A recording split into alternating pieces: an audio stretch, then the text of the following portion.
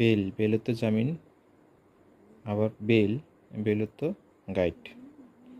Brown অর্থ টামাটে, রন অর্থ মাংসপেশি। Bore অর্থ শুকর, আর বুর অর্থ এক গে। বিট অর্থ প্রহার করা, আর বিট অর্থ টুকরো করা।